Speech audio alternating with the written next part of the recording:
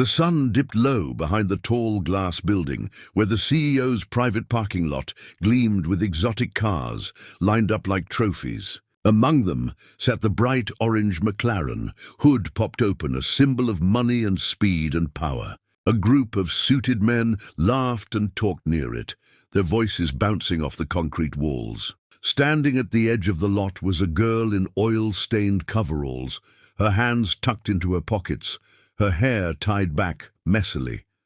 She wasn't supposed to be here, not this close to the CEO's world, but a senior mechanic had called her over because she was good, better than most, actually, but none of them really knew that yet. Inside the circle of expensive shoes and mocking eyes, the CEO leaned against the McLaren like it was a throne. He was young, sharp-suited, hair slicked back like a movie star's, eyes glinting with that careless, cruel amusement rich men wore so easily. He flicked the keys in his hand, tossing them up, catching them, letting them fall on the hood with a soft clink.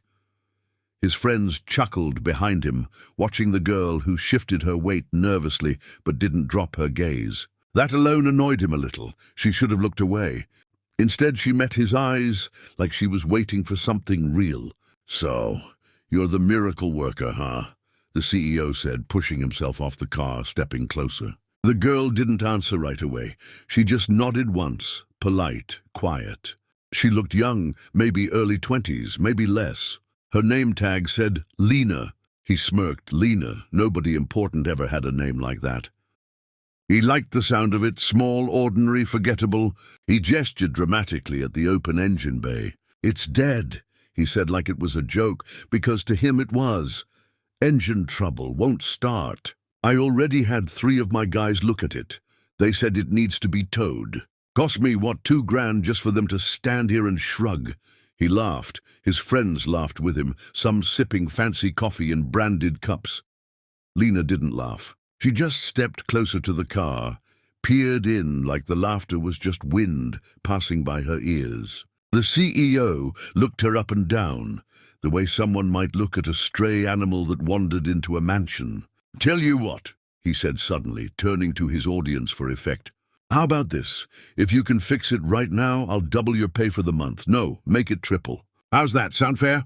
The laughter turned into low whistles and teasing oohs. Lena glanced at the engine again. She could smell burnt oil, a hint of something off with the wiring, maybe. She knew McLarens only from the shop manuals and late-night videos she watched when the garage was empty and she stayed behind to learn. She'd never touched one this expensive in her life, but she also knew she was good, really good. Her father used to say she had a gift for listening to engines, like she could hear what they needed before they told anyone else. She looked at the CEO and nodded again, small, respectful. "Okay," she said softly. It wasn't a challenge or a threat. Just okay. She walked around the car, ignoring the way one of the suited men mimed wiping his eyes like he was about to cry from laughing. She didn't care. She was here for the machine, not them. The CEO crossed his arms, a grin stretching his lips. "You guys recording this? Get your phones out. This is going on my story tonight. Employee tries to fix boss's McLaren, fails spectacularly." He winked at Lena, as if that was funny enough to share. One of his friends already had a phone out, filming her every move. Lena popped open her small toolkit. Old tools, some inherited from her dad, some bought second-hand when she could afford it. She laid them out neatly on the concrete, her fingers steady, her breathing calm. For a second the parking lot faded. The CEO's smug face, the laughter, the phones, all blurred at the edges. All she saw was the tangled heart of the car in front of her, the problem hidden somewhere under polished panels and expensive design. She leaned in, listening first. She checked connections, wires, hoses. A flicker of worry crossed her face when she saw how badly someone else had fiddled with it, expensive guesswork that only made things worse. She bit the inside of her cheek, thinking fast. She traced the wires back to the ignition, found a tiny fuse out of place, a connector loose where it shouldn't be. She asked one of the men to pass her the key. He laughed, but tossed it to her anyway, like throwing a bone to a dog. She caught it mid-air without flinching. Minutes ticked by. Sweat beaded on her forehead under the setting sun. She wiped it with the back of her sleeve, her hands smudged with grease now, her eyes locked on the guts of the car like she could will them to speak. Behind her, the CEO checked his watch dramatically, muttered something about dinner reservations. The filming man zoomed in closer. Then she did something they didn't expect. She pulled out a tiny piece of wire from her pocket, twisted it expertly, reconnected 2 points like she'd done it 1,000 times before on junkyard cars that nobody cared about but her. She closed the hood halfway, turned to the driver's door, slid inside like she belonged there. The leather seat was too smooth, too expensive, smelling like money and polish. She didn't care.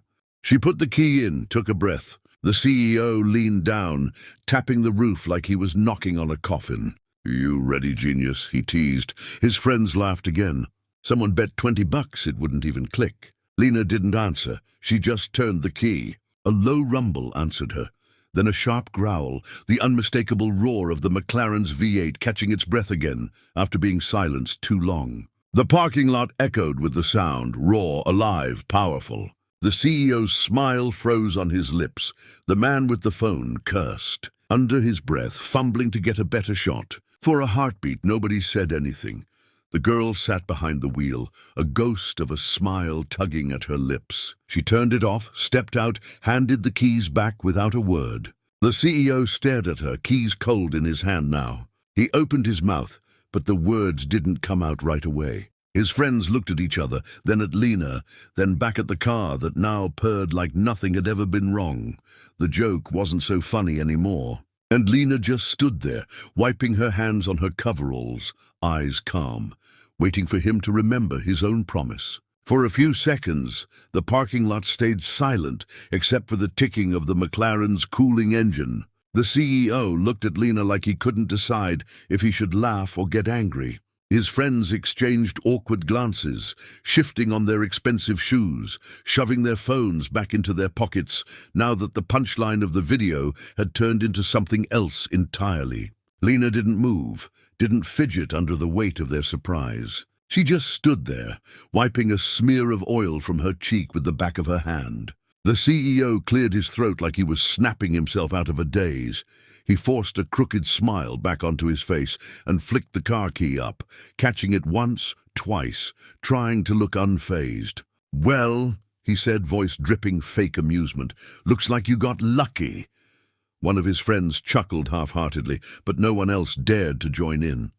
The joke had cracked and fallen flat. Lena didn't say anything.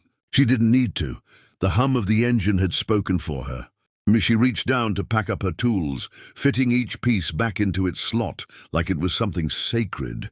She didn't rush. She didn't look at him. That bothered him more than he'd admit. "You know I was kidding about that raise, right?" the CEO said suddenly, a sharper edge slipping into his voice.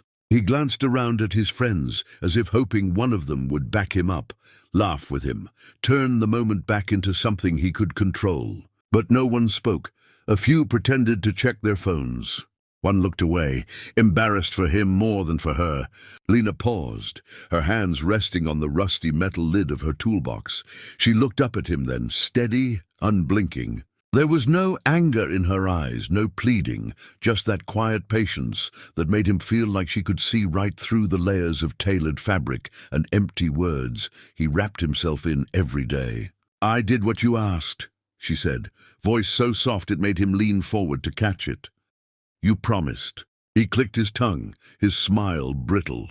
"Relax, sweetheart, it was just a joke. Besides, you're on hourly pay, right? Be grateful you even get to touch something like this. People wait their whole lives." A voice cut him off. A deeper voice, older, calm, but carrying an authority that made every suited man straighten up without meaning to.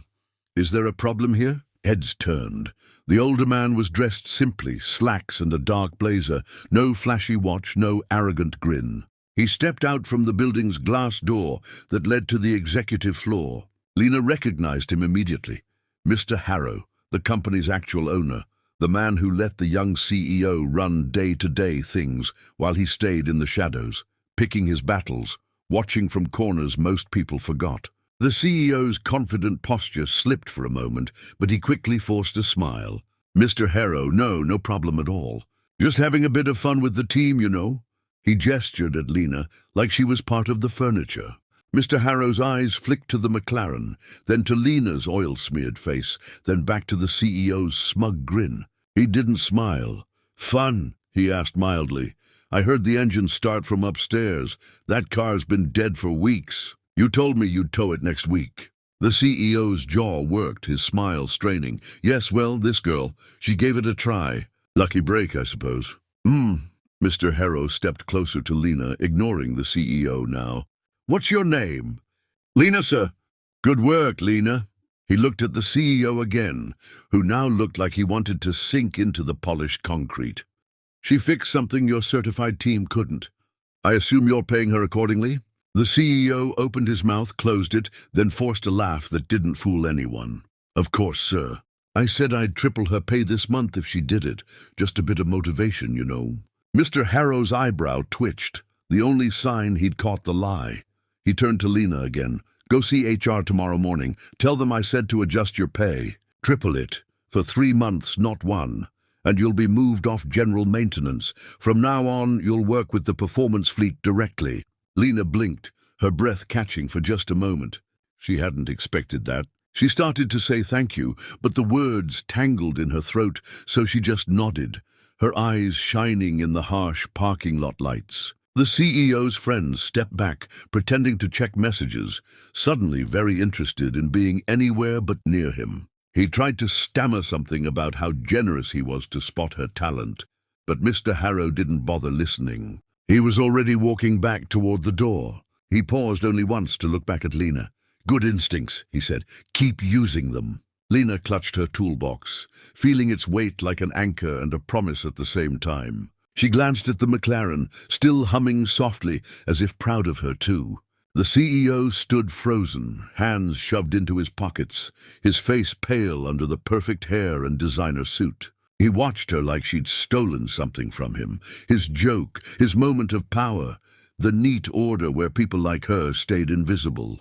But she hadn't stolen anything. She'd just done what she knew how to do, fix what was broken.